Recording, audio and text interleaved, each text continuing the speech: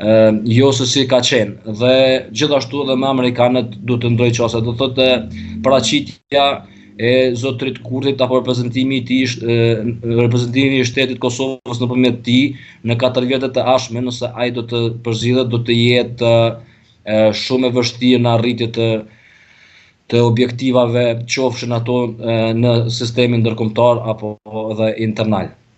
Për atë që po ndodh në pellgun tonë këtu, kam edhe një pyetje përpara se të kalojmë tek çështjet e gjeopolitikës me gjërë. Një debat i fundit i lindur në Kosovë për Necmettin Spahiu, në opinionistin, analistin i cili ka publikuar një foto me Marko Gjurić, ministrin serb në rrjetet sociale, që ka shkaktuar reagime në Kosovë, emisione dhe debate. Disa prej tyre mendojnë që mund të ketë qenë me emision atje, disa thonë që pas kësaj transparencë publikimit të fotos ka diçka tjetër që fshihet. Ju si e keni parë gjithë këtë, se po flasim për një personazh që pak kohë më parë fliste për kom kosovar, por edhe që mund merrte edhe armët kundër Shqipërisë. Po sigurisht, zotri Bolla. Kisha pas dëshirë para se të përgjigjem pyetjes suaj konkrete të kthehem edhe një herë në atë që ndodhi në Shqipëri me organizimin e Bashkimit Evropian, ku mori pjesë edhe presidenti i Republikës së Kosovës. Shumë njerëz do e kishin lavdëruar se si presidentja jon ja u tha në sy gjithë liderëve evropian se sa ata janë të padrejtë me ne dhe se sa ata janë drejtë me Serbinë. Zotri Bolla, ashtu sikur kam thënë herën e mramët në Klan Kosova, kur zotri Trump kishte një takim me zotrin Zelenski në rastin e papës që ndodhi atje në Vatikan, e kam thënë përgjigjen, kam thënë se në vendet kryqe Sansu e ka përgjigjen e qartë se si duhet të sillet një reprezentues i shtetit. Dhe njëjta përgjigje vlen edhe për Republikën e Kosovës, në këtë rast konkretisht zonin Vjosa Osmani. Nuk janë vendet kryqe të tilla kur reprezentuesi i shtetit, lideri i shtetit shkon për tu shtyr me alatët e vet. Është e kundërta, në vendet e tilla çdo lider duhet të jetë krah alatëve të vet dhe të mos hap debate, konflikti me armiqësor me ata që i konsideron armiq. Kjo është sjellja brenda një fjalie se si duhet të jetë një lider.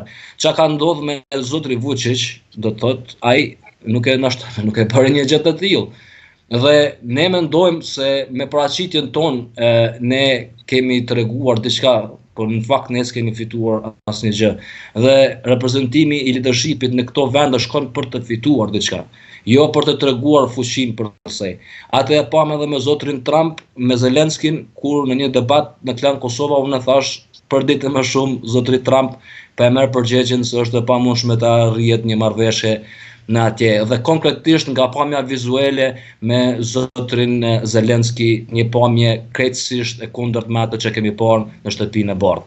Dhe ajo tani po shihet se është, do të thotë, figuron dhe lufta në Ukrainë vazhdon të jetë dhe ashtu do të jetë edhe do të thotë percepcioni i evropianëve ndaj nesh do të jetë i njëjtë, pa marrë parasysh se nuk është Albin Kurti, përderisa një mendësi e Albin Kurtit është akoma në dispozicion.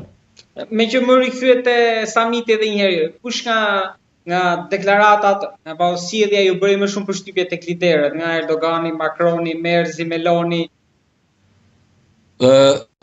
Zotri Bolla, ne këtu shqiptarët që kam pa, unë e them tani për mos thirë në detaje, që kam pa është se unë e kam thënë shumë kohë më herët, në kohën kur është bërë marrëveshja e avionëve bombardues Francë-Serbi, kam thënë se Macron është duke parë një port lidhëse nëpërmes Vučićit për të krijuar një linjë diplomacie me Putinin. Këtë e kam thënë atëherë. Zotri Bolla, një kështu mirëseardhje të lehtë nga zotri Macron ndaj Vučićit